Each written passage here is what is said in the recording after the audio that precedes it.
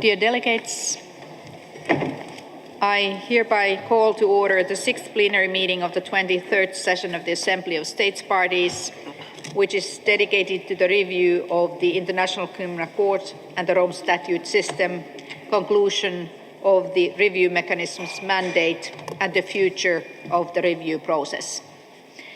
I am pleased to welcome our distinguished State Party representatives on the review mechanism, Ambassador Paul van den Eyssel from the Netherlands and Ambassador Michael Imran Kanu from Sierra Leone, and representatives of the court. Likewise, I welcome all delegations, civil society and other stakeholders joining us for this important discussion. Following the publication of the independent experts' report on 30th September 2020, the Assembly established a review mechanism at its 19th session with the clear goal of assessing the 384 recommendations outlined in the report. Since then, the review mechanism has operated efficiently, making significant strides in completing the evaluation of all but one of the 384 recommendations. The categorization of IER recommendations and the comprehensive action plan developed by the review mechanism and adopted by the Bureau in 2021 have been crucial in guiding the process and ensuring proper assessment and implementation of all recommendations. As the review mechanism's mandate comes to a conclusion, we recognize its vital role in fostering constructive dialogue to ensure the continued effectiveness and accountability of the court.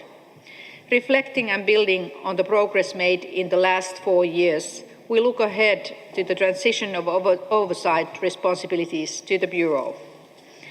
As you know, the Assembly will request the Bureau to continue monitoring the implementation of these recommendations through existing governance structures or in any other forum it deems appropriate. This transition would allow to keep up the momentum of its important process and to further our joint work towards the strengthening of the court and the Rome Statute system. Today's session will provide an opportunity to examine the important work of the review mechanism and the continuation of the implementation of the remaining recommendations. I very much look forward to hearing your views on the future of the review process. This success would not have been possible without the active involvement and commitment of all key stakeholders, including state parties, the court focal points, the court, Assembly mandate holders, the Staff Union Council, and civil society. Their cooperation and dedication have been vital in helping to move this process forward and ensuring that the IER recommendations were carefully considered and acted upon. Before I conclude, I extend my deepest appreciation to the review mechanism, to all stakeholders involved, and to the Assembly for their unwavering commitment to this process. Allow me to wholeheartedly thank Ambassador Paul van den Eyssel and Ambassador Michael Imran Kanu, as well as the country focal points, Bangladesh, Chile, and Poland, for their tireless efforts to make this process as smooth and efficient as possible. The conclusion of the review mechanism's mandate does not mark the end of our efforts, rather it marks the beginning of a new phase in our collective pursuit of a stronger and more effective international criminal court. I thank you. I now invite the State Party representatives of the review mechanism to take over this plenary. I wish you all a constructive and enriching discussion.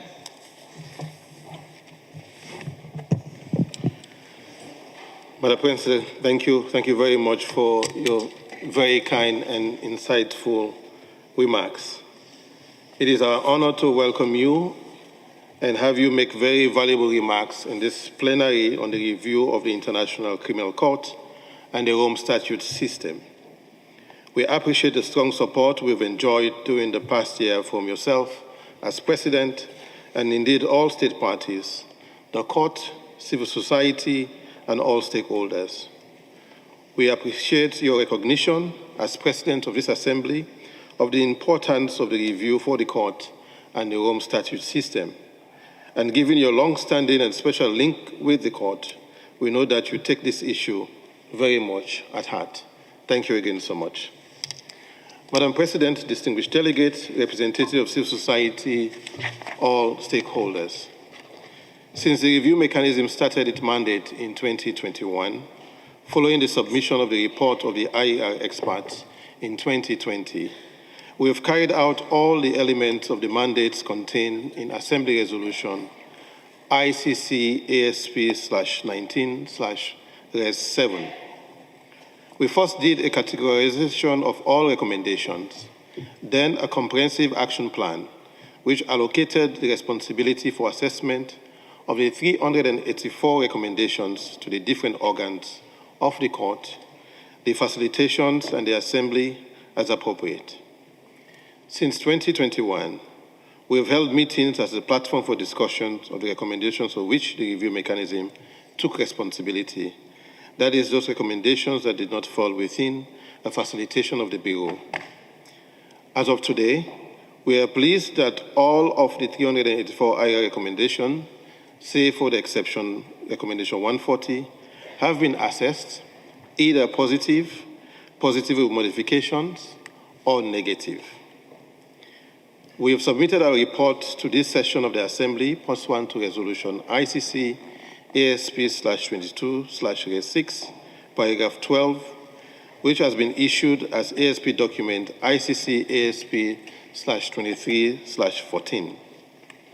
The report presents an overview of our work in 2024, with a focus on the second semester, since we had earlier submitted a report covering the first semester. Our work in 2024 focused on a tenure policy, which you would recall was deferred by the Assembly last December until 1st January 2025. The review mechanism is grateful to the Registry Legal Office for its assistance and support, and for preparing the amendments to the staff regulations and rules, which will be necessary to give effect to the tenure policy. We also discussed the introduction of a moratorium on the recruitment of staff from non-state parties as of 1st January 2025. We are grateful to the African group which presented the elements of the tenure policy, which were approved via a silence procedure and formed the main body of the resolution on the moratorium. Annexed to our report are 3 draft resolutions: on a tenure policy, on the introduction of a moratorium, and on the review of the court and the Rome Statute system. As regards the review process, it is encouraging that the court and the Assembly have implemented or are in the process of implementing the recommendations that were assessed positively or positively with modifications. That is, of course, the essence of the review exercise: achieving concrete improvement and not a ticking the box exercise. The implementation of some recommendations will be long-term. For example, workplace culture.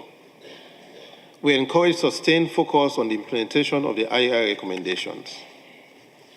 As mentioned in our report, regarding the future work on some issues that the review mechanism has identified as priority issues, in the draft resolution, the Assembly would request the Bureau to determine the appropriate forum for overseeing the implementation of the recommendations on the topics for which the review mechanism took responsibility, in particular, working culture, relations with civil society and media, tenure policy, a moratorium on the recruitment of staff from non-state parties, and the trust fund for victims.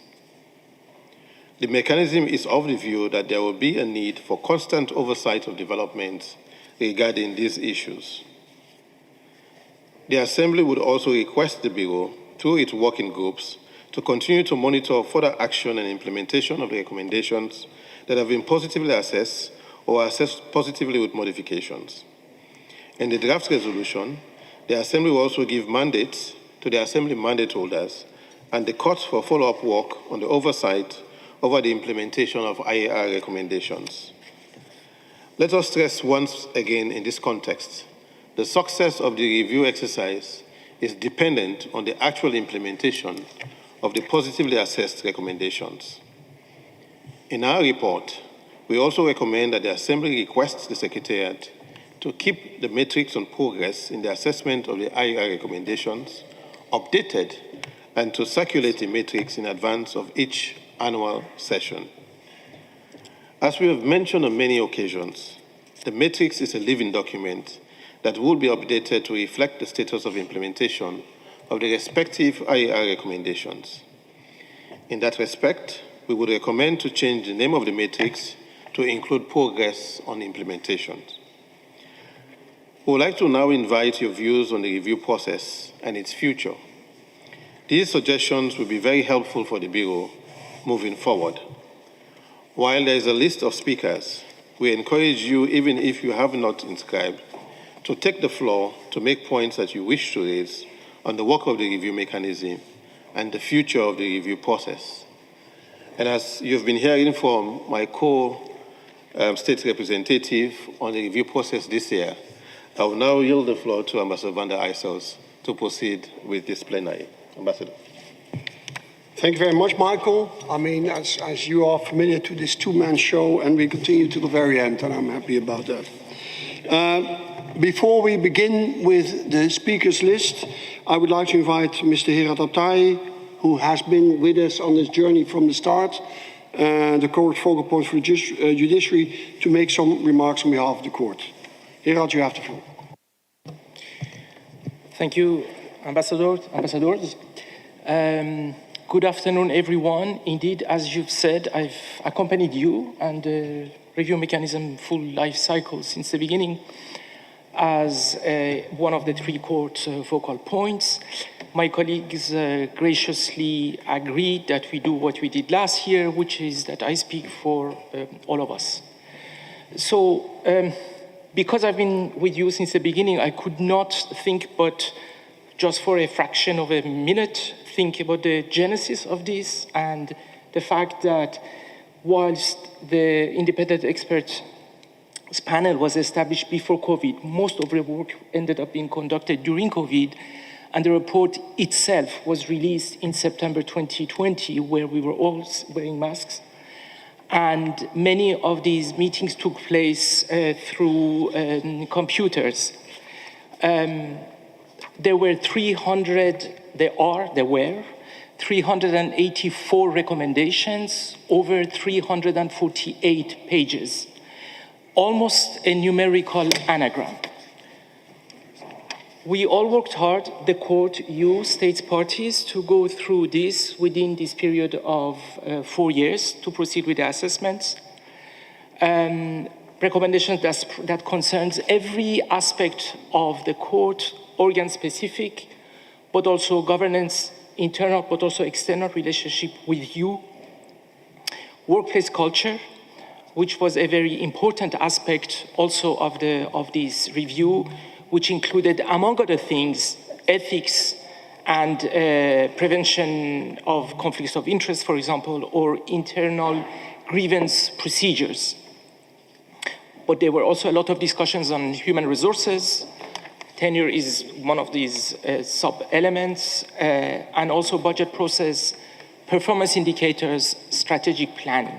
So every aspect of the court's activities or mandate was covered.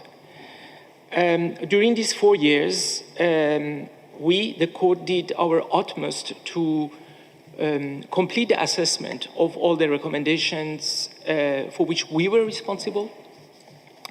And we implemented or have been implementing all those assessments that were, recommendations that were assessed either positively or positively with modifications.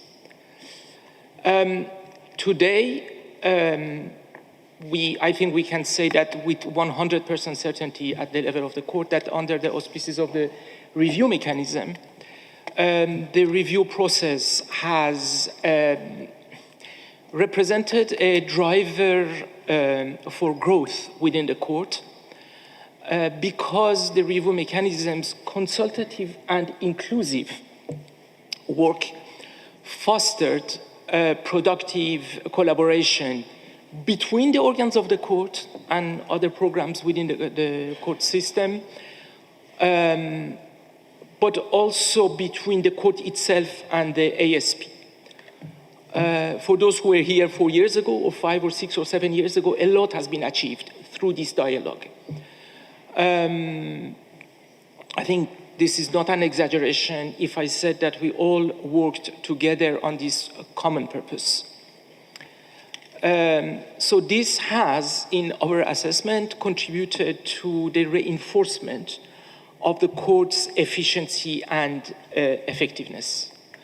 We, as the court, would like to take this opportunity to express our deep appreciation for the work done by you, the co-chairs of the review mechanism, for your exceptional leadership and efficiency, I should say, in leading the work of the review mechanism. And we also would like to thank the country focal points, Bangladesh, Chile, and Poland, for their inestimable support and solution-oriented mindset. They were always here to answer the phone when we had complaints about the speed of the process, and so on and so forth, and we really thank them as well, and your patience to be carrying with us. I looked at the future, at now, and then tomorrow, now that your mandate comes to an end, we would like to emphasize that the court remains fully engaged in this exercise process, and that we are cognizant that the implementation phase is a crucial part of the process, as you've just said. And we'll continue our engagements with the Assembly of States Parties or any of the bodies established by it that will ensure the follow-up of the recommendations. Thank you very much. Thank you very much, Herald, Mr. Abtahi, for your kind words and for lots of work you have put in this process as well. Dear colleagues, we will now start to hear from those who have inscribed on the speakers list, states, observers, and civil society, and the Staff Union Council. I will do that in the order of inscription. We will start with the presentation by group. I'm told you have to push the button. So the first on my list is Sweden, who will speak on behalf of the Nordic countries, I'm told. Dominica, you have the floor. Je vous en prie.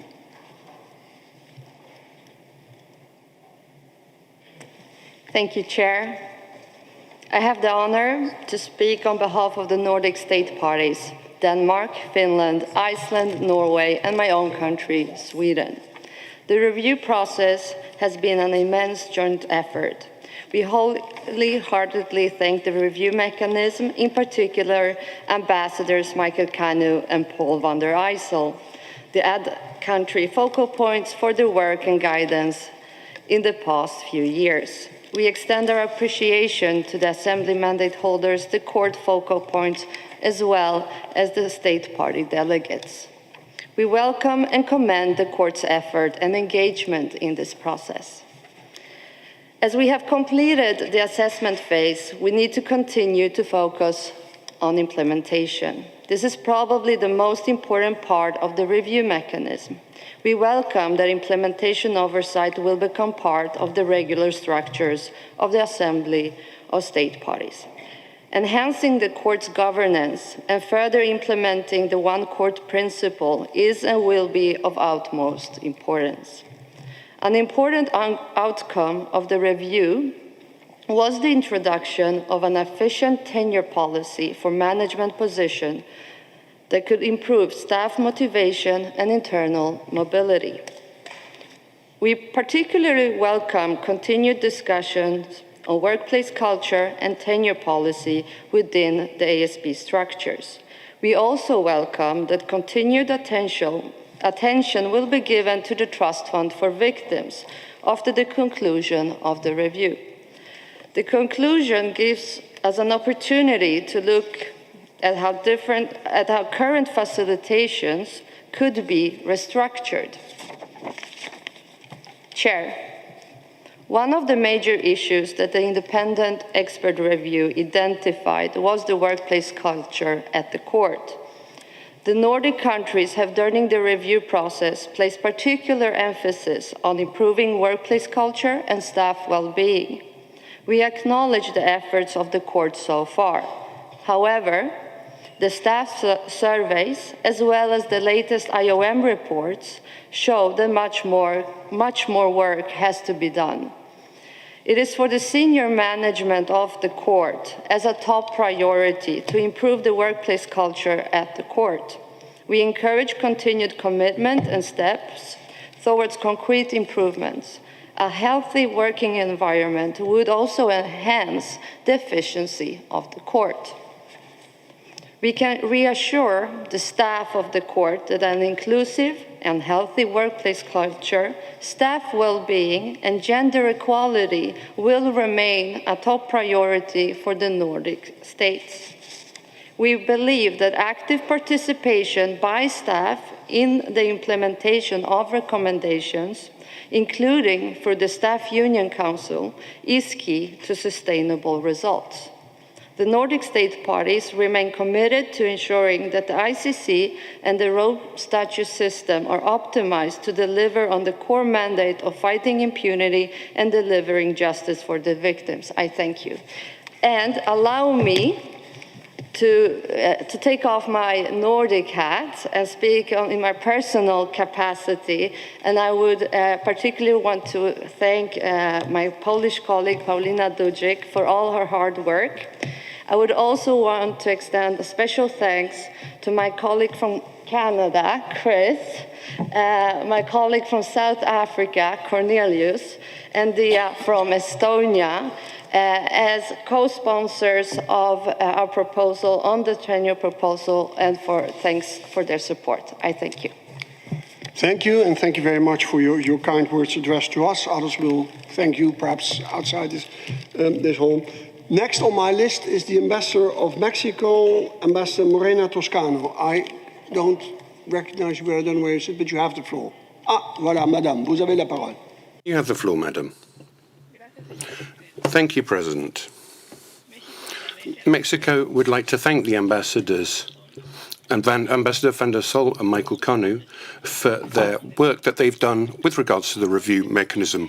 We would also like to thank the focal points of Chile, Poland and Bangladesh, as well as the Secretariat of the Assembly of States Parties for their work throughout the review process of the International Criminal Court and the Rome Statute system. We are also very grateful to the different independent experts for their work and knowledge that they've provided during the previous years. And this is reflected in the recent 84 recommendations that were given in their report of the 30th of September. And their contributions have made it possible for the states parties to evaluate the proposals in an adequate way. And referring to the organs of the court and their focal points, we would like to thank them for their work throughout this process, as well as the implementation of the recommendations. The review mechanism has fulfilled a fundamental role in order to strengthen the functioning of the court and to ensure the implementation of the recommendations of the independent group of experts. This effort has made it possible not just to have a structured and holistic assessment of the operations of the court, but also to have significant advances in different areas, such as the working climate, as well as the relations with civil society and the media. Nevertheless, it is certain that there are matters which are still pending, which need follow-up, and in particular with regards to the work culture. In the round table on this subject, important progress was made, but there are still areas where challenges persist which have to be dealt with when it comes to gender equality, staff well-being and efficiency in the way complaints are dealt with. Fundamentally, the basis of the court with the support of states parties is fundamental. It is fundamental that this issue is seen as a priority with a view to building a working environment which is respectful, inclusive and efficient, where all staff can fulfill their functions with integrity and confidence, always taking into account a gender perspective. On the other hand, it has to be pointed out the recommendations that have been made to make the court more effective, both in terms of the OTP and with the view to ensuring that justice be accessible to all, that it's impartial and independent. Furthermore, there are different points in the review mechanism which are still priorities, such as safeguarding the independence of the court and its prosecution, as well as the promotion of effective supervision, good governance, and adequate accountability for its activities.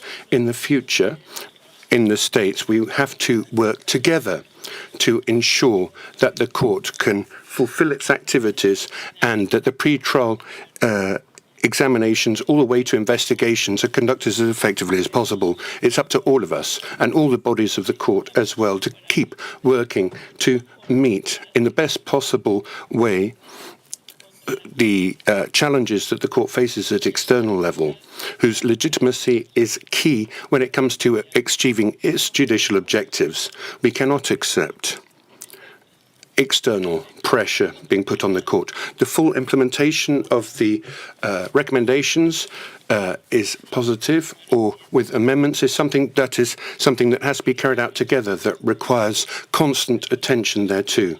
And the execution of this exercise is key to deal with the criticism which the court has had in terms of its functioning, in particular when it is under attack with regards to its policies. And as we have seen in recent times, Mexico reaffirms its commitment to improve and strengthen the role of the court. Thank you very much, President. Thank you very much, Madam Ambassador from Mexico. Addressed to the review mechanism. Next, and that is a privilege that I can give the floor to the Minister of Justice and Attorney General, Mr. Lamin Tarawale, and I do apologize for my pronunciation, of Sierra Leone. Mr. Minister, you have the floor.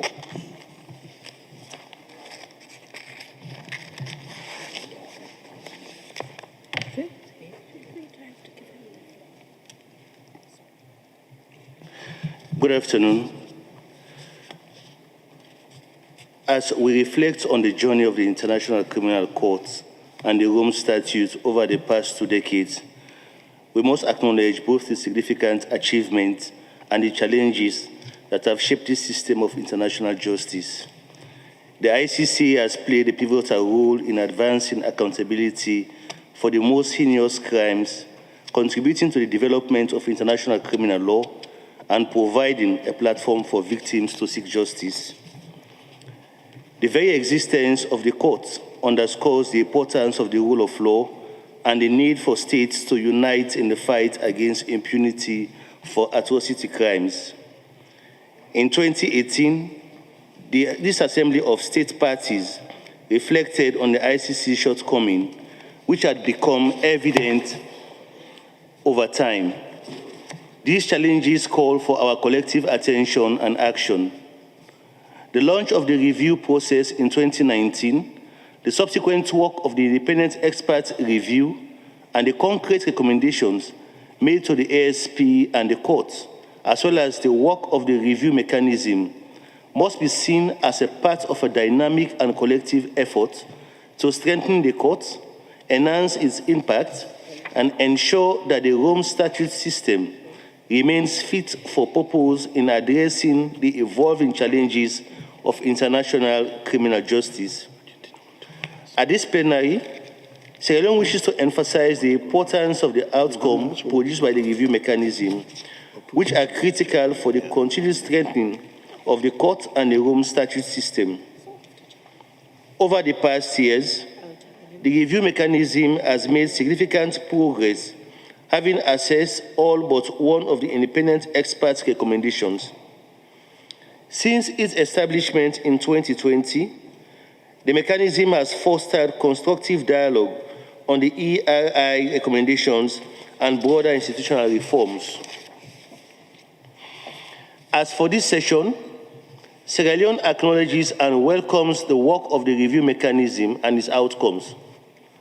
Among these, the proposal to implement a tenure policy starting January 1, 2025 stands out as a vital step towards enhancing the court's efficiency and institutional coherence. Similarly, the moratorium on the recruitment of staff from non-state parties proposed by the African Group, and also to be effective from the 1st January 2025, highlights the importance of aligning recruitment practices with the principles of equitable geographical representation of state parties and the goal of universality. My delegation believes this measure will not only reinforce the court's commitment to universality, but also enhance its operational consistency. Excellencies, distinguished delegates, as the Assembly transition oversight of the review process to the Bureau, Sierra Leone looks forward to continued constructive engagement among state parties to ensure effective implementation of these outcomes. We also emphasize the need for the Bureau to determine the appropriate forum for discussion on the review mechanism's work. In this regard, we propose the establishment of a dedicated facilitation focused on victim issues, which remain of paramount importance. In closing, Excellencies, Sierra Leone commends the progress made on the review process and the results achieved thus far.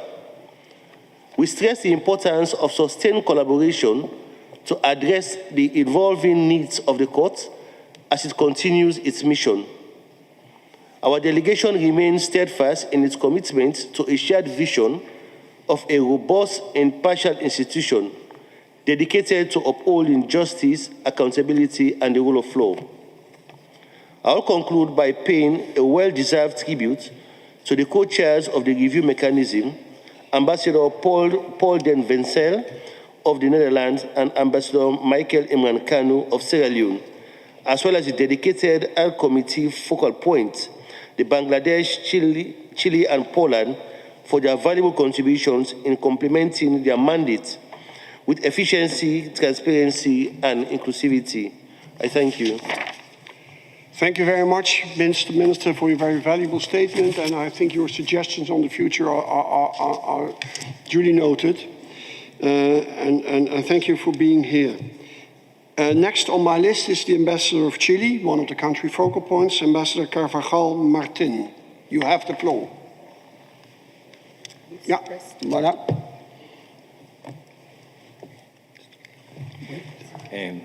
Thank you very much. Señora Presidenta, mi delegación. Thank you.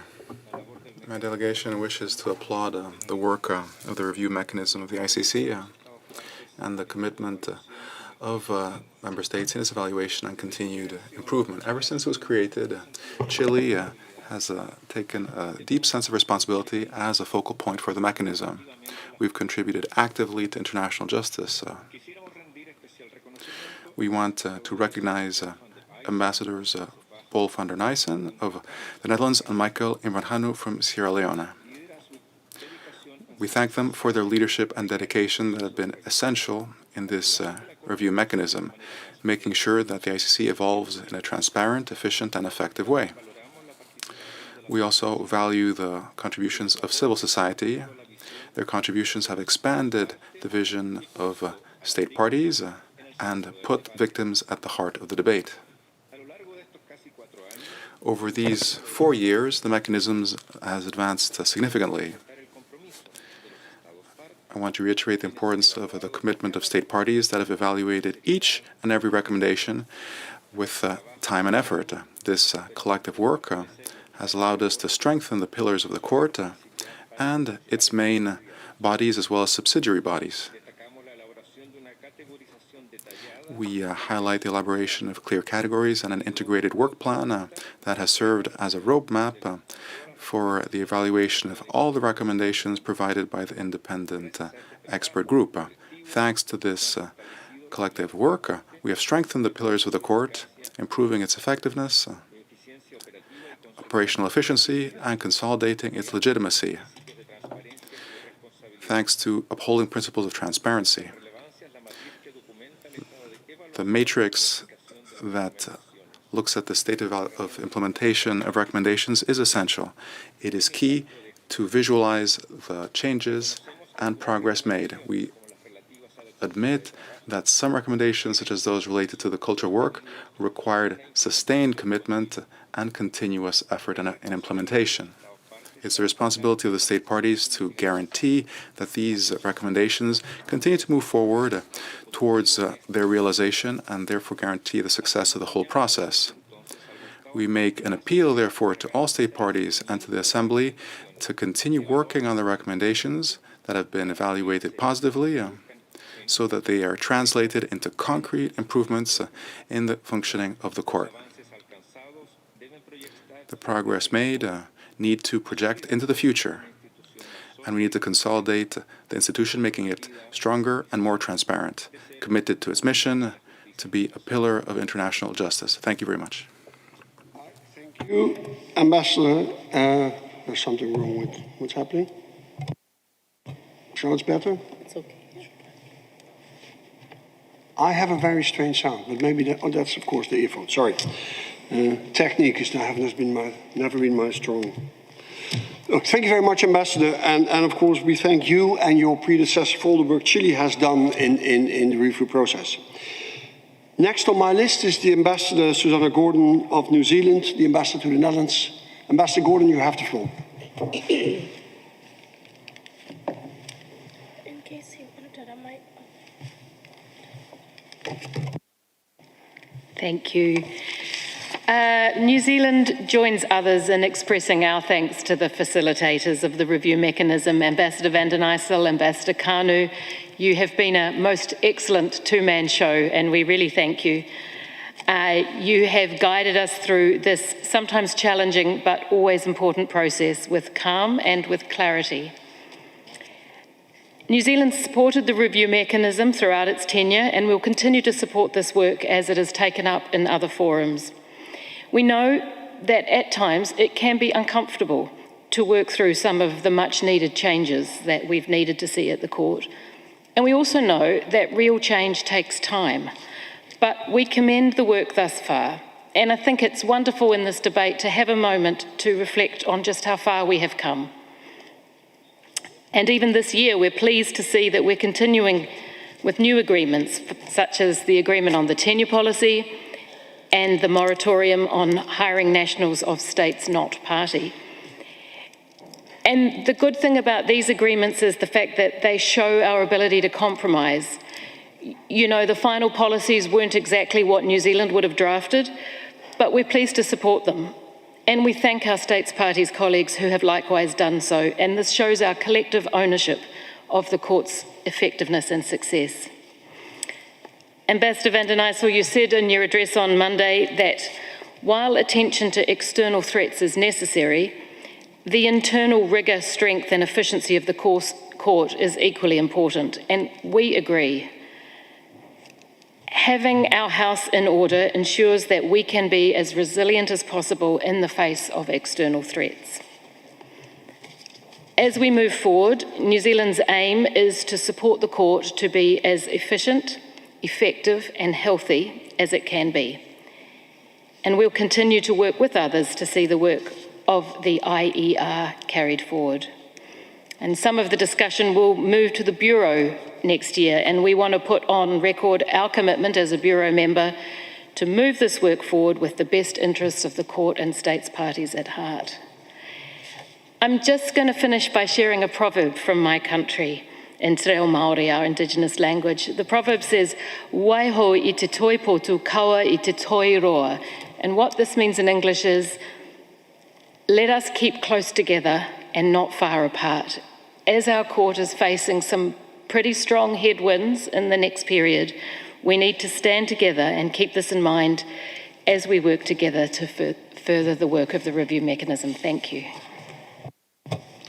Thank you, Ambassador Gordon, also for your advice, which I think all delegates have heard and taken duly note of.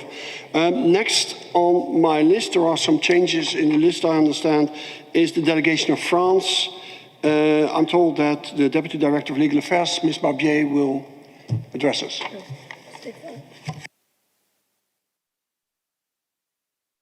Sorry, she has been replaced with Mr. Stéphane Louard. Vous avez la parole, monsieur. You have the floor, sir. Merci, Monsieur le Président.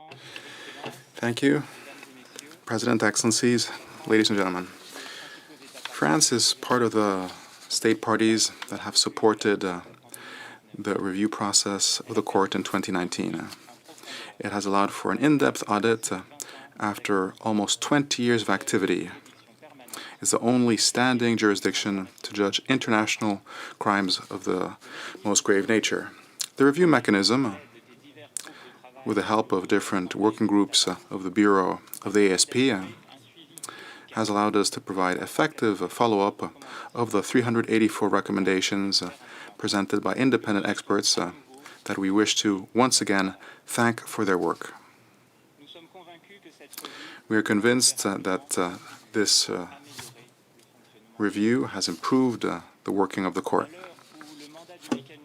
At a time when the review mechanism's mandate comes to an end, France wants to express all its gratitude to the focal points for the work carried out, especially to yourself, Ambassador Paul van Dijssel, as well as Ambassador Canu.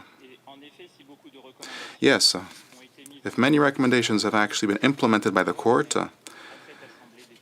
some had to go through this ASP, and France has played its role in full, together with Senegal, to facilitate cooperation.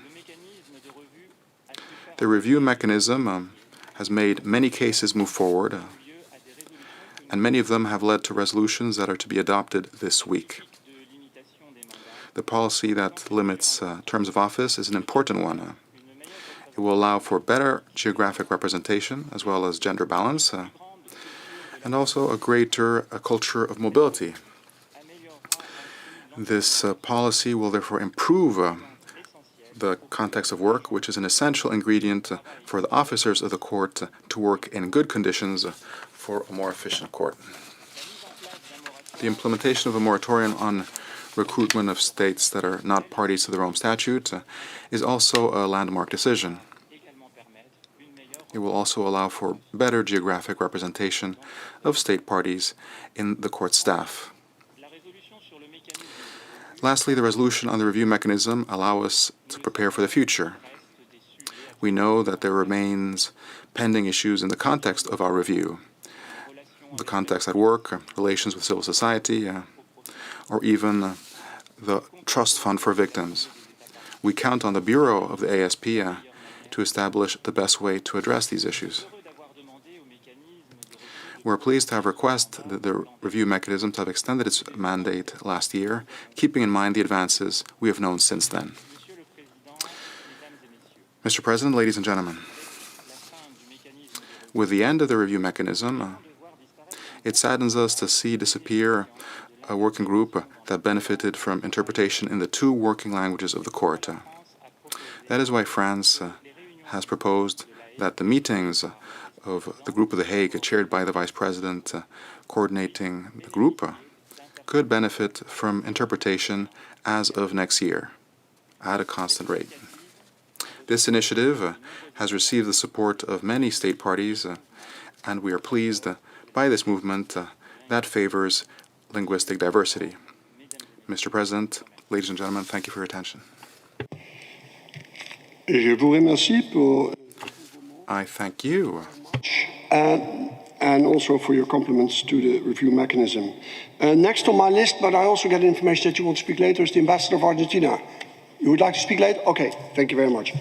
Next then will be the delegation of Australia. The legal advisor, Ms. Ardito. You have the floor.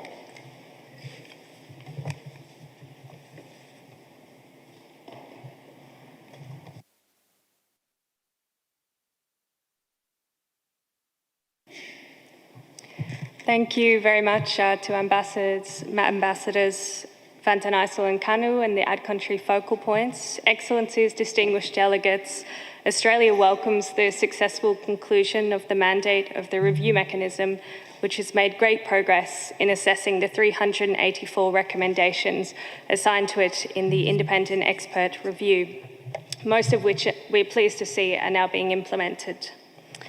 As co-facilitator on complementarity, together with Uganda, we are pleased that all recommendations allocated to the complementarity facilitation have now been implemented.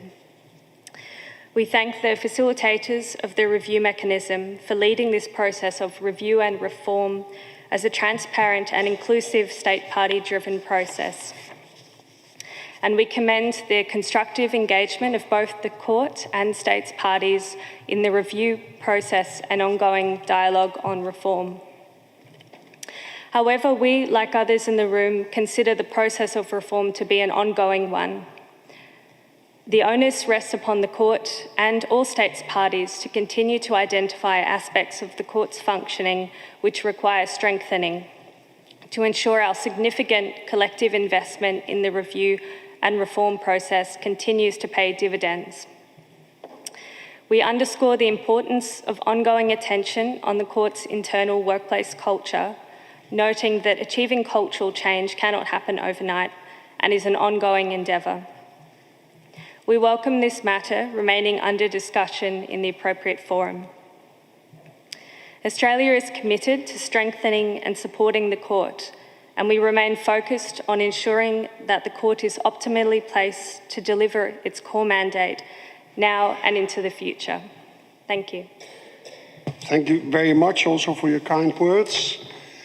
Next on my list is the Republic of Armenia. Mr. Kyriakiosian. And again, I do apologize for the pronunciation. Armenia.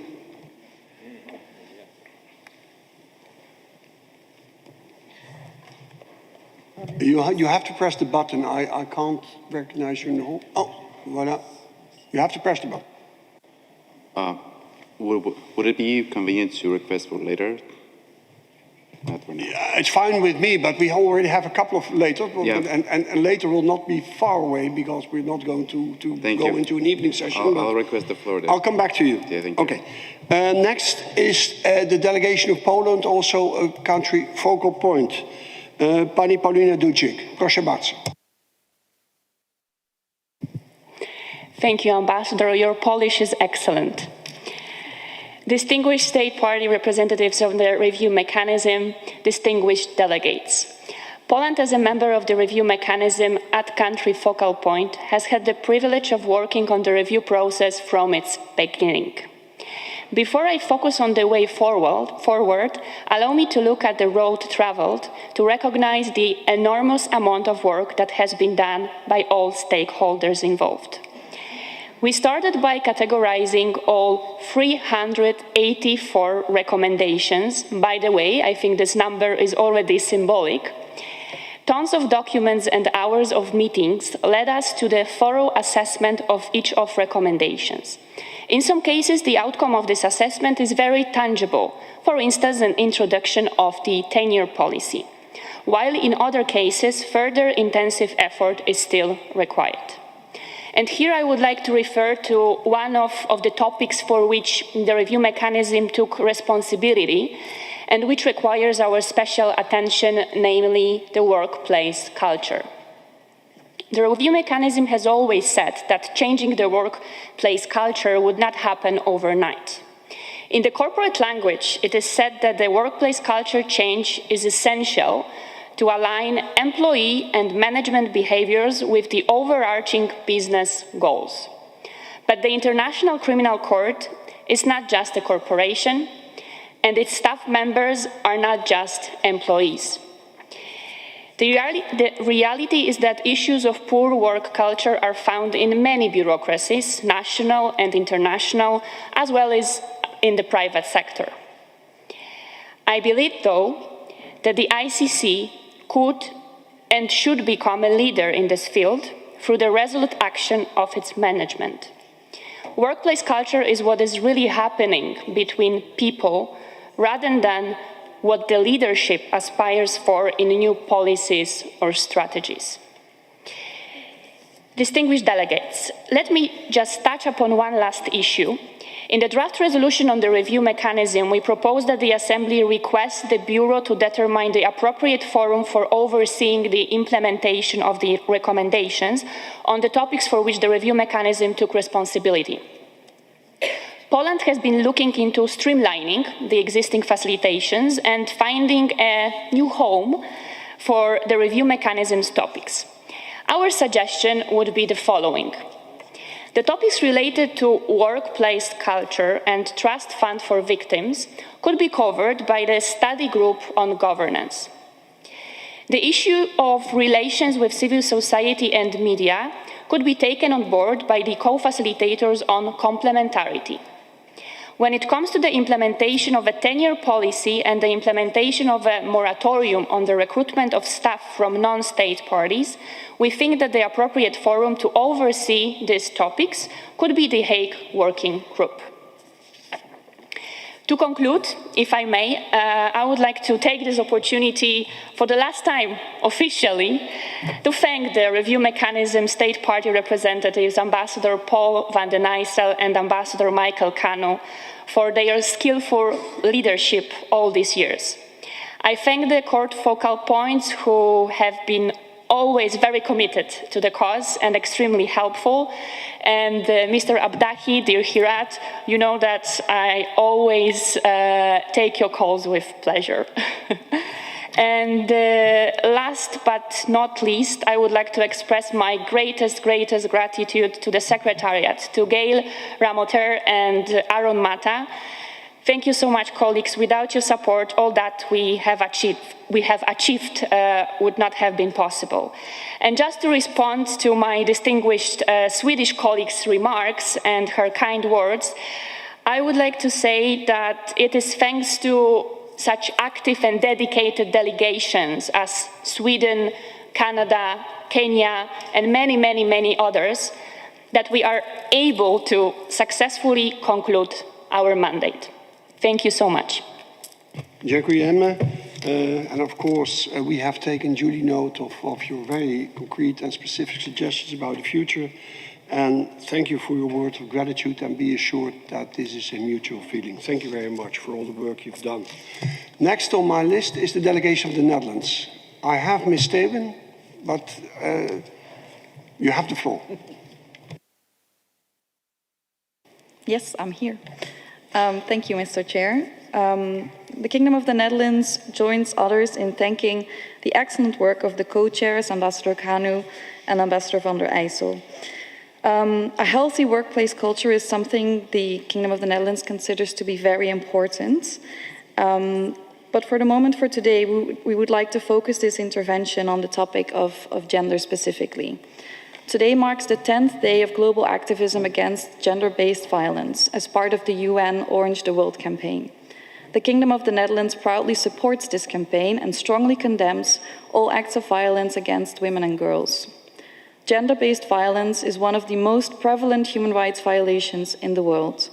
Globally, an estimated 1 in 3 women will experience physical or sexual abuse in her lifetime. All forms of violence, whether physical, sexual, psychological, or economic, infringe on the rights, dignity, and well-being of women and girls. The vast majority of perpetrators of such crimes evade accountability. This is unacceptable. The International Criminal Court plays a crucial role in bringing perpetrators of such crimes to justice and in granting victims the reparation and support they deserve. All crimes under the Rome Statute often involve gender-based violence. The Kingdom of the Netherlands supports the policy on gender-based crimes as presented by the Office of the Prosecutor at the end of 2023. A victim and trauma-centered approach is paramount to ensure the meaningful participation of women and girls in the road to justice, development, peace, and progress. It is our collective duty as member states to the ICC to support the court in carrying out its mandate. We urge the court to continue prioritizing accountability for gender-based crimes from the evidence collection to the prosecution stage. A safe working environment within the court is essential for the court to successfully carry out its mandate. Therefore, we welcome the statement made by the President of the Court underlining the importance of this safe workplace culture. The Kingdom of the Netherlands has a zero-tolerance policy towards all forms of misconduct and harassment. Such cases must be handled with great care, led by a victim and trauma-centered approach with the presumption of innocence taken into account. The IOM plays a key role in this matter. We thank Mr. Sakleen Hidarali for his work as head of the IOM and wish his successor success in further strengthening the IOM. That being said, we also commend the President of the ASP's decision to request an external investigation in one particular case. Furthermore, the Kingdom of the Netherlands is a strong supporter of gender balance and the full, equal and meaningful participation of women in all organs and at all levels of the court, as well as for the Assembly, the Bureau and all representation of states parties to the Rome Statute. In this regard, the Kingdom of the Netherlands welcomes the efforts made by the Court to conduct workshops, adopt strategic goals, and in general, to take into consideration the element of gender balance in the recruitment of new staff.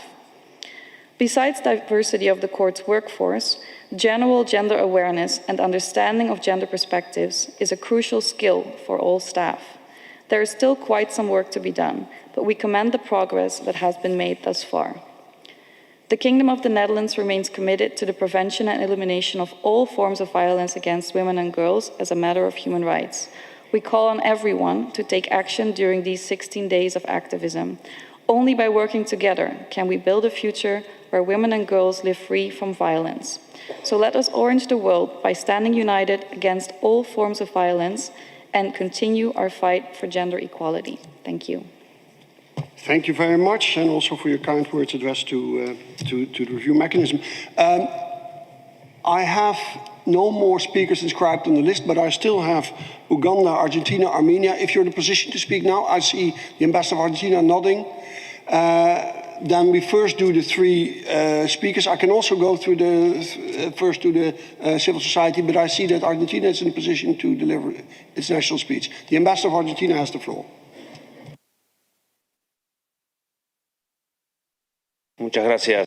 Thank you very much, Mr. Chen, and forgive me for having changing my place in the speaking order. Now, we all know how this works with our multiple agendas, so forgive me. Thank you. Argentina wanted to recognize the important work undertaken by all of you as facilitators and focal points. In particular, you, Mr. Ambassador, and Mike Megano from Sierra Leone, we wanted to thank you. We realize that much work has been done to implement these recommendations in a timely manner, and we just wanted to recall that there are enormous challenges facing this court, and the implementation of the recommendations undertaken means that the court is going to be all the better prepared of facing these challenges going forward. And given the dialogue we've already had, I've just got a couple of issues. Firstly, the workplace culture here in the ICC. When we do agree that the workplace culture is undergoing a positive change, we also need to be aware of some of the issues faced by civil servants, and then everybody has to be aware that a good workplace culture and practices add to our credibility as an international institution of justice. When it comes to investigations, we are implementing the recommendations, and we want to make sure that new issues, whenever possible, are brought to light. Secondly, I wanted to focus on the shortcomings when it comes to geographical balance as required, despite the efforts made in this regard. And from this perspective, we welcome the new draft resolution. which is in theory going to be approved by the member states here at this assembly, as concerns the moratorium concerning recruitment from non-states parties. We do think that this is a good step in the right direction, and it's going to ensure that we are able to work towards our better balance geographically. Thank you very much. Thank you very much, Ambassador Oyarzabal, for your intervention. I have 3 more speakers before I return to Armenia and Uganda. I have the delegation of Japan. Delegation of Japan, you have the floor.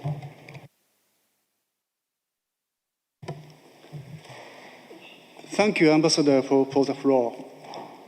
At the outset, on behalf of the government of Japan, I take this opportunity to express our gratitude to Ambassador Kanu and Ambassador Aisel for their tireless work on chairing the lengthy discussion on review mechanism in the past 4 years.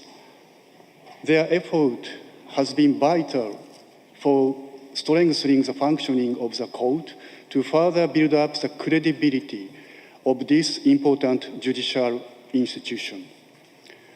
Since the last session of the Assembly of the State Parties have extensively discussed the design of tenure policy and the introduction of moratorium. I commend the state parties which actively participated in the discussion for their contribution to reach the consensus. On 1st January 2025, the newly designed tenure policy will start. This is truly significant achievement, but as Madam Chair mentioned at the beginning, we must bear in mind that this is only the starting point of the reform of the working culture of the ICC. Japan believes it is important to oversee the implementation of the new tenure policy, which enables the court to address the problems in the working culture, such as bullying, harassment, and lack of organizational vitality. Japan is also hoping that the implementation of the tenure policy will improve the mobility of the human resource and will improve the imbalance of geographical representation among employees of the court. Japan currently is the most underrepresented country, is committed to make every effort to narrow down the level of underrepresentation and wishes to support ICC not only as the largest budgetary contributor, but also with the adequate level of its human resources. I thank you. And we thank you, Delegate of Japan. Next on the list is the delegation of Kenya. You have the floor. We'd like to express gratitude for the dedication to this assignment since 2021 by the co-chairs, Ambassador van den Eyssel of the Netherlands and Ambassador Kanu of Sierra Leone, as well as the Add Country Focal Points for their supportive role. I will touch quickly on 5 areas which we would like to express a few more views. Regarding the tenure policy, my delegation and many in the African group were skeptical, if not firmly against the tenure policy, for the simple fact that it did not acknowledge geographical representation and gender balance links. It therefore came as no surprise that we blocked the implementation in 2024 and pushed this discussion further. We are grateful that this particular link on GRGB was acknowledged, and we apologize for the countless nights to the Secretariat and to the co-chairs for this, but it was very much worth it for us, evidenced by the cross-regional support for the tenure discussion, as well as the final acceptance of a consensus on the issue. The court must continue, therefore, its reform to its recruitment processes and to pursue a more diverse and inclusive approach to recruitment. Regarding gender balance, the gap between male and female staff has persisted, if not worsened, in the last 5 years. Female staff far outnumber male staff in lower levels, whereas male staff dominate higher levels, and this must change. Regarding geographical representation, at senior levels, one regional group dominates 70% of senior management positions. Specifically, there are only 5 Africans in nearly 50 senior management positions. We are still highly dissatisfied with this fact, and we will closely monitor the recruitment in this institution in the coming years. Regarding the moratorium on recruitment of staff from non-state parties, my delegation would like to thank the African Group for the honor of speaking on this topic on many occasions. It has been a difficult road, but we found common ground, largely that we cannot place non-state parties' recruitment above state parties' recruitment. Regarding the workplace culture, we will continue to monitor the deteriorating workplace culture in this institution, which has negatively impacted the reputation of the court and affected the morale of the staff.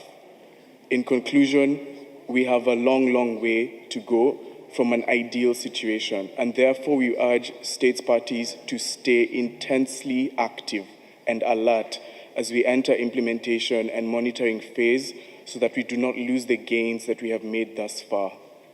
We hope that the current framework of facilitation is sufficient for the monitoring. Thank you.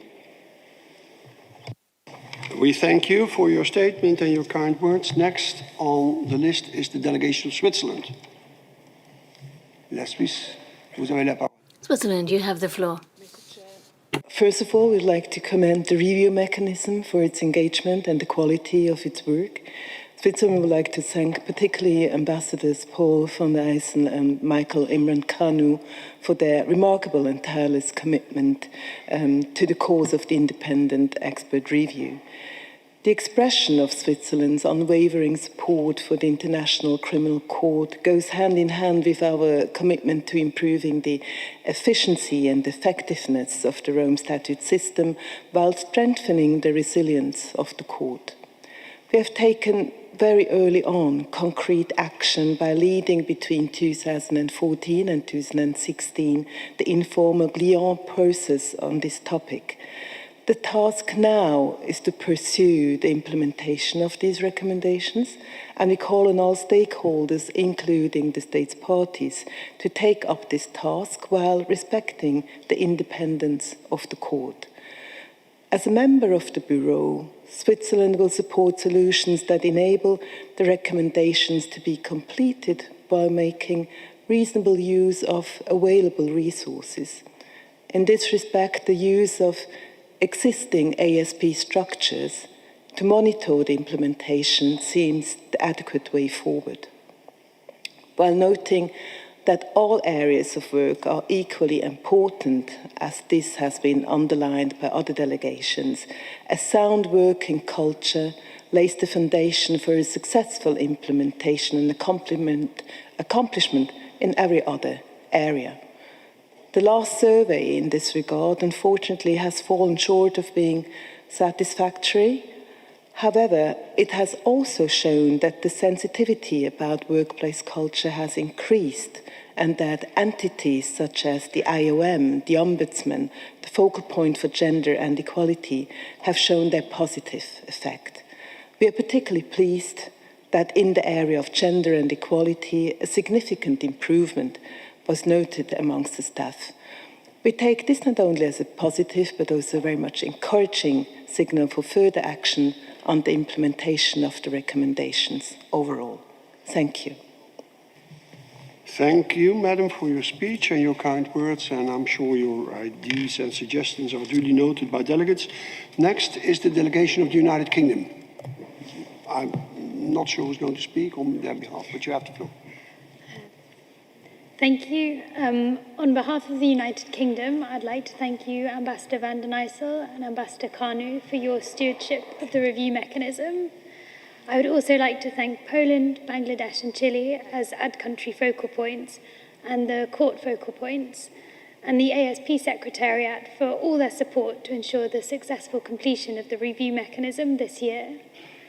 It's heartening to see how everyone came together to strengthen the ICC and improve its performance and governance.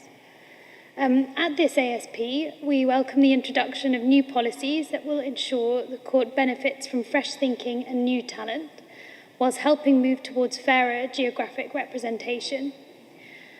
We need to ensure that our work is not lost with the conclusion of the review mechanism, but that we continue to improve the court's effectiveness and efficiency. So I will now respond to the questions posed by the Chair on future steps. The UK thinks it's essential that the ASP's existing working groups continue to monitor and implement the positively assessed recommendations from the independent expert review.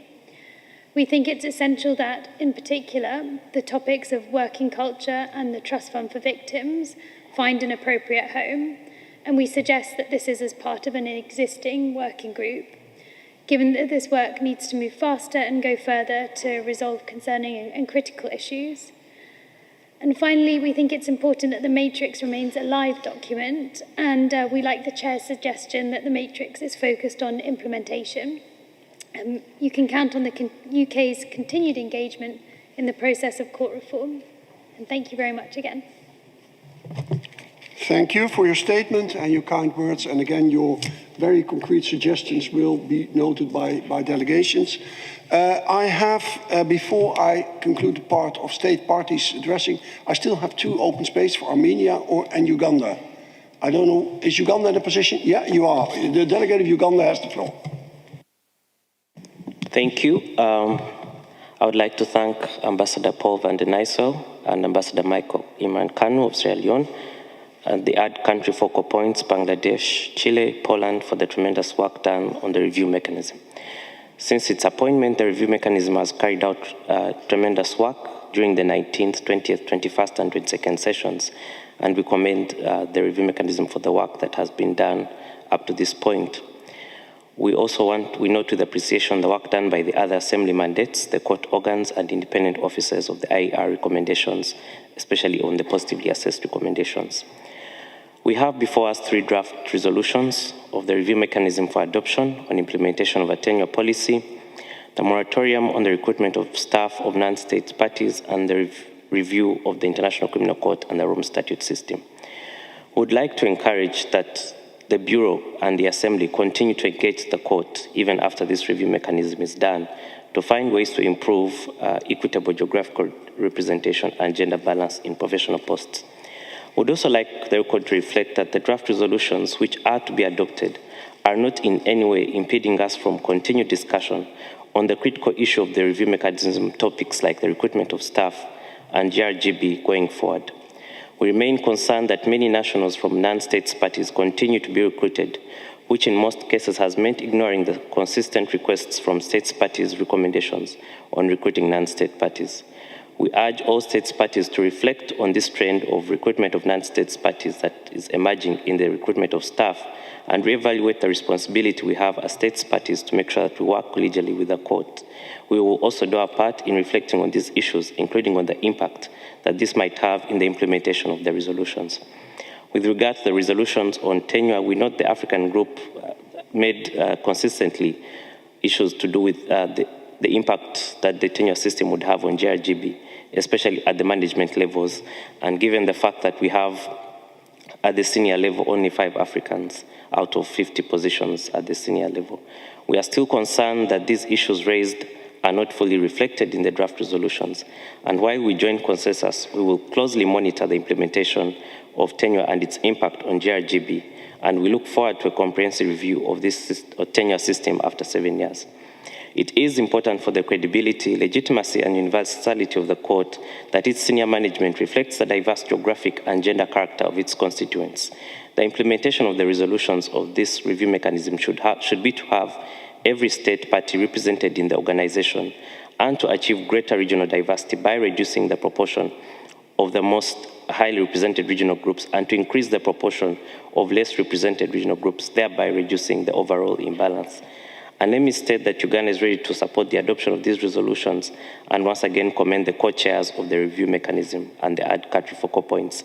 As I conclude, I would also like to extend special appreciation to our coordinator, Nigel from Kenya, who has coordinated the African group in The Hague, for his persistence and consistent push for the African group proposals in the 3 resolutions of the review mechanism. I thank you. I thank you for your statement and your words, which are duly noted. Then I have, as the last speaker from the state parties, I have the delegation of Armenia.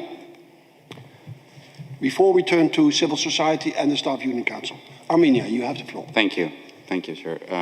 Thanks a lot, first of all, for the success. We're commending actually the successful completion of the review mechanism, the work of the review mechanism. We understand that as a new state member, the member state of the ICC, we're just joining the work, and we understand that there has been several iterations of work, and we are very pleased to see the results as the draft resolutions that are being recommended.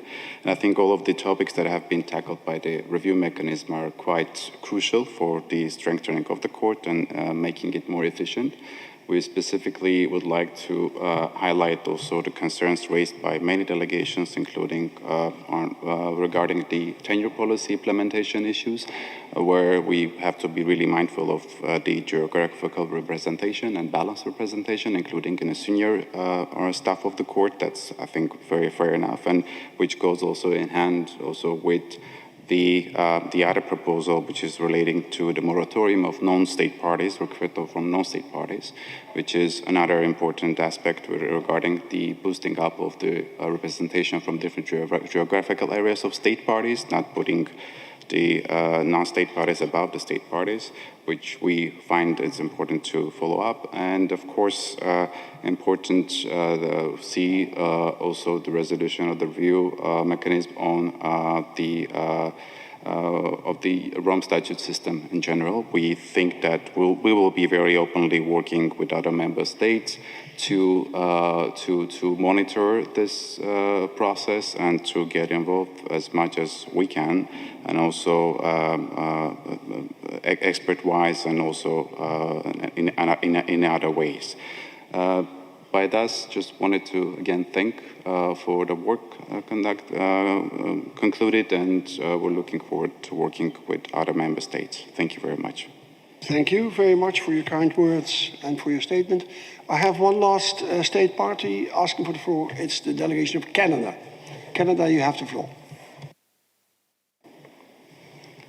Thank you very much for the floor, Ambassador, and apologies I didn't inscribe formally, but in light of the very kind words that many delegations expressed towards Canada, I thought it would be appropriate to just make very short remarks.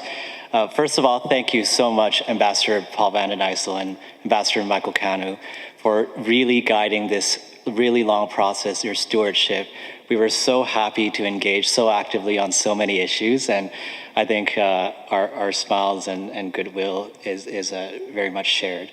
On the tenure policy, thank you, Dominica, thank you, Sweden, for having the courage to put forward this idea and that we really made happen and push forward.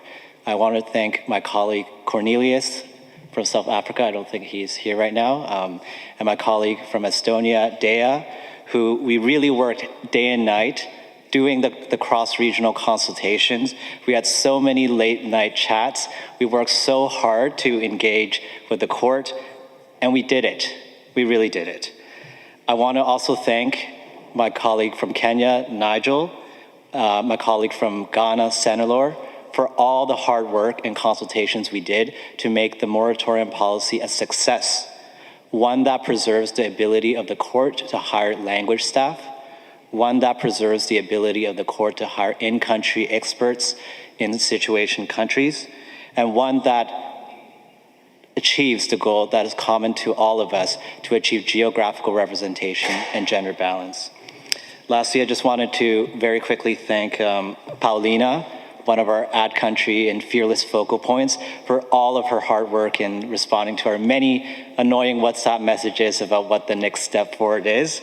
I want to thank specifically Antonia and Nicholas in the registry for all of your technical assistance you have given us, and to the legal office for making a very sharp text for the tenure policy to come up with the language about the maximum relevant period.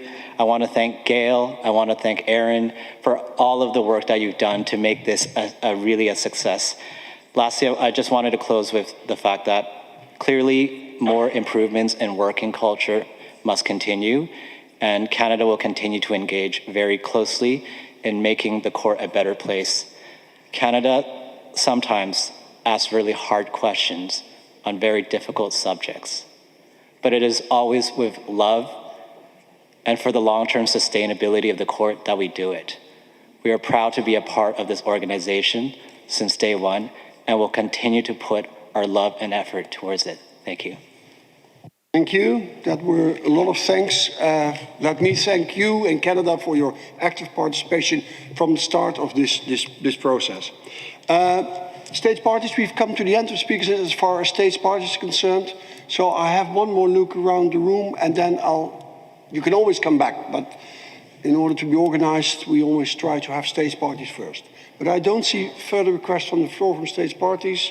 Then we proceed to an important partner as far as the review mechanism is concerned in this process. They've been sitting in many meetings, which is the Staff Union Council. Here represented by its president, Mr. Shomorodov. You have the floor, sir. Yes, thank you very much, Ambassador van der Rijssel and Ambassador Connor, for giving the Staff Union Council the opportunity to present our views here today and throughout the review mechanism's mandates. And we hope to further engage with the relevant facilitations of the ASP as the review mechanisms comes to a close. We would like to also thank the review mechanism for your invaluable work in the past years that has certainly contributed to strengthening the court and the Rome Statute system. And just continuing thanking, we'd like to thank all the state parties, in particular Sweden and Nordic countries, for their support and putting the working culture at the forefront of the mandate of the review mechanism. I'm here today on behalf of 27 Staff Council representatives who in their turn represent more than 1,000 staff members here at the headquarters as well as country offices. And many of these colleagues are indeed nationals of the state parties gathered here today. We, as the Staff Council, took note of the review mechanism's report and would like to thank you for identifying the working culture-related recommendation as priority area and needing further engagement and oversight by the Bureau, as we recommended during the last roundtable on the working culture. Indeed, recommendation 14 that refers to rebuilding trust and reshaping working culture at the court is unfortunately far from being implemented. We also regret to note that due to recent developments, some aspects of the workplace culture have been further affected, and this concerns notably trust in internal justice mechanisms of the court. All of this is unfortunately happening in the context of looming threat of US sanctions on the court and potentially its personnel.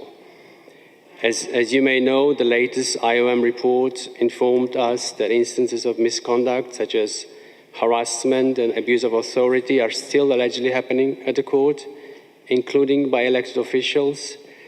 And the report also informed about non-cooperation by one elected official with an IOM investigation.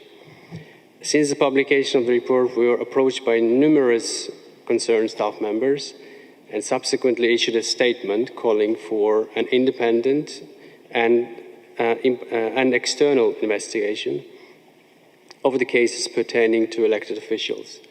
Our statement was also issued in the context of one specific case where IOM could not operate due to alleged victims' refusal to cooperate.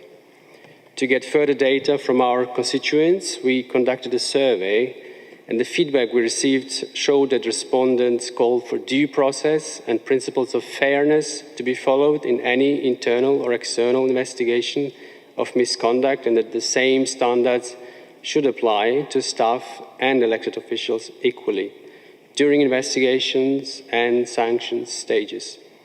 Respondents proposed further defining and strengthening victim-centered approach during investigations and called for protection of affected staff during any investigation. Staff told us that these recent events have affected their morale, well-being, and productivity, and this is at least happening in one of the organs. We will see what will staff engagement survey of next year show and to what extent the trust of staff in the institution and its internal mechanisms have been affected if no action is taken now. These ongoing issues, including leaks to the media, may have also impacted public confidence in the court's integrity and its mission. So what do we recommend? Number one, we recommend systemic reforms. We ask you to continue to review and reform the ICC's legal framework and internal mechanisms to address misconduct and power imbalances when it comes to investigations involving elected officials. In the light of latest IOM report, we suggest extending the mandate of the IOM facilitation of the ASP to continue strengthening and adjusting IOM mandate as necessary. We would like to call for support for affected staff. We ask you to enhance measures to protect victims and witnesses of misconduct and improve reporting mechanisms. We think that a specific unit within the court should be created to ensure that the whistleblowers are protected against retaliation. In this regard, we note that the court is now considering creation of ethics office, which could be tasked with this responsibility. And last but not least, we ask you to protect the staff, your nationals, from external threat of sanctions, so that they can focus and deliver on the mandate of the court. I thank you. Thank you very much. The delegates, we are at 4:30, but here we have some more time. We have 3 speakers inscribed, and then we will conclude. But that's, I think, how we proceed this afternoon. We are now in the civil society section, and as a general introduction, I would say that civil society has been a very important partner from the start of this process. Actually, they were also at the origin of this process to a large extent. So we're very happy to hear from them, and we start with the coalition of the CICC, and I have Ms. Diallo here on the list. Ms. Diallo, I don't know where you're sitting, but you have the floor.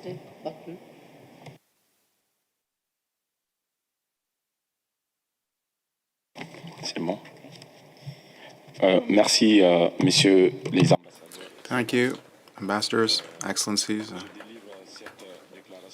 I'm speaking on behalf of the coalition team for the ICC on the review process of the review mechanism that started in 2021 to coordinate the efforts of the civil society around the review mechanism that was being overseen by independent experts and to develop our arguments in that context. Our team that works in English and French has more than 100 representatives from all regions, including many countries in complicated situations, civil society organizations and human rights defenders from countries in which the court is active have reported recommendations and valuable insights as key stakeholders in the review process, because they document crimes directly and provide support to victims and affected communities. They also have direct experience of the shortcomings of the court. Over the last years, they have shared their expertise and their best practices on a large number of cases stemming from the expert report and that are part of the agenda of the mechanism, especially when it comes to awareness raising and communication, the rights and participation of victims, and the efforts of complementarity, just to mention a few examples.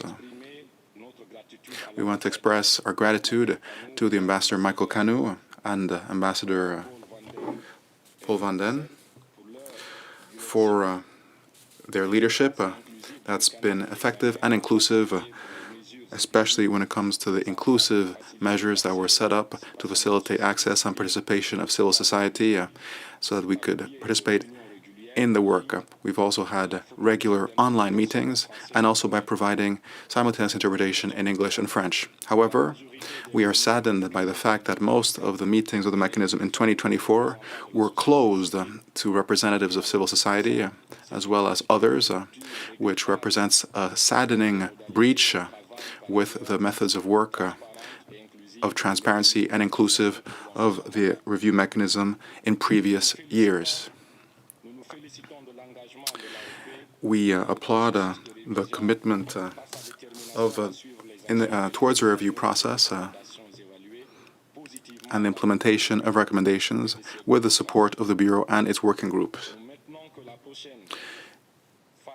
We believe that the next review process phase should not be simply a stylistic exercise.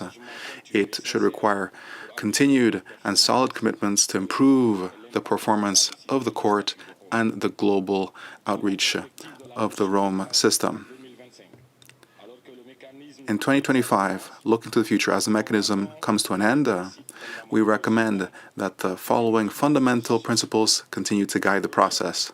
Firstly, transparency, so as to maintain the legitimacy and credibility of the process. Especially, this has to be done with constant communication on progress and the next steps in different languages and guaranteeing access to all stakeholders. Second, and in the same logic, we'd have inclusive participation with stakeholders. Civil society has been an essential stakeholder in the review process since it started. It's a practice that needs to continue as the process evolves towards the Bureau and its working groups. This can be done with the translation of documents, with the interpretation of meetings and the organization of meetings, making it open to civil society throughout the world. Third, the process needs to continue to respect the independence of the court as regards justice and prosecution. We are pleased to continue our commitment in the context of the review in 2025. Thank you. Thank you very much, and I apologize for my introduction. Next of civil society is the Peace and Justice Initiative, Mr. Matthew Gillett.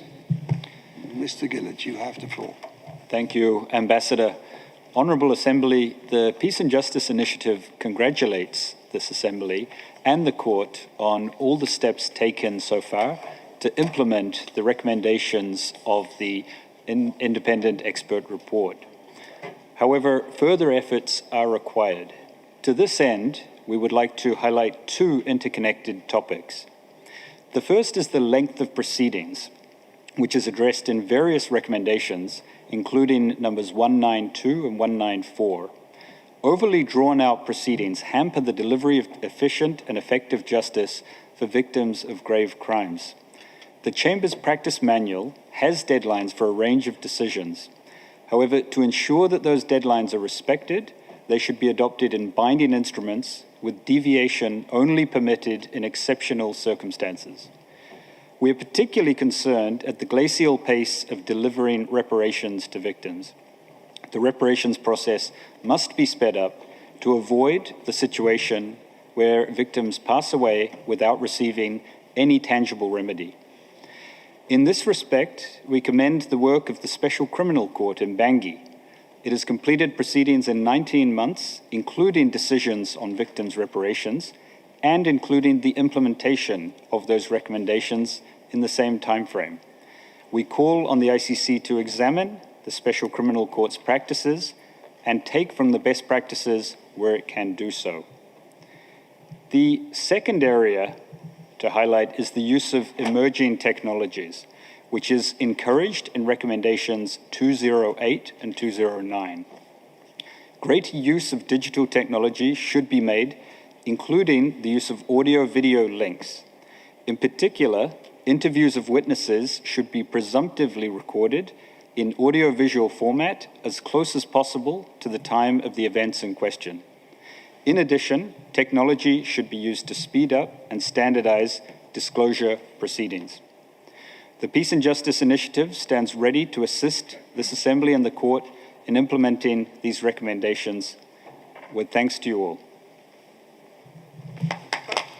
Thank you, Mr. Gillett, for your statement. Last speaker, unless delegates tell me to the contrary, of today's debate is Human Rights Watch. Ms. Vignoli, you have the floor, Ms. Vignoli. Thank you, Ambassador. Excellencies, 4 years after the IR report was published, thanks to the steady stewardship of the review mechanism, much has been accomplished. But efforts to strengthen the court's delivery of justice, which was the main goal of this exercise, should remain on the court's agenda in partnership with the Assembly and civil society. As noted by many today, the IR provided a sobering assessment of the workplace culture at the court and made recommendations to improve it, including to address gaps in internal grievance procedures. As discussions move from the review mechanism to the Bureau's working groups, we urge states parties to swiftly advance with the implementation of these recommendations and overall continue efforts to improve workplace culture at the court. Strengthening the court's delivery of justice should also focus on state party responsibilities. State parties have grappled with certain IR recommendations that bear on their roles and made important advancements. For example, Recommendation 169 yielded renewed discussion and attention on the need for states parties to defend the court from politicized threats and attacks, a topic of particular relevance now as we face the potential of new sanctions from the US government. But there is a need to go further. For example, the IR made a number of recommendations aimed at strengthening cooperation with the court. Among those were the designation of a focal point for arrests within the Assembly and the establishment of a rewards program. While these recommendations were assessed positively, to our knowledge, no progress has been made to date. In light of the growing number of unexecuted arrest warrants, we call on states parties to advance in the implementation of these recommendations. In addition, and beyond the IR recommendations, we urge the Assembly to make use of the existing non-cooperation procedures and discuss their further review and possible revisions. How the Assembly responds to non-cooperation affects states parties' approach to cooperation, particularly when it comes to arrests. Your support as states parties is essential to realize the aspirations of this court and the broader Rome Statute system to ensure that no one is above the law. Thank you. Thank you very much, Ms. Vignoli, for your statement. That concludes the list of speakers, unless the Assembly tells me otherwise, but I don't see any request for the floor anymore. Dear colleagues, dear delegates, we've heard the debate, we've heard many statements. I will not try to wrap up. I assume you have duly noted all the ideas about the future.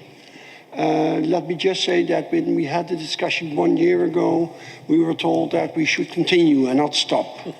But you didn't repeat that. So you are absolutely, I think you're fine that Michael and I retire, and that is good news. So thank you very much for that. Just a few concluding remarks, and although I do not necessarily want to have a kind of Oscar award session, but I will say some thank yous. First of all, we are, it's always difficult to say, but basically we are not unhappy with what has been achieved in the last 4 years. And this was, of course, possible because of your commitment of the court, commitment of civil society, and your shared vision of an improved International Criminal Court and Rome Statute system.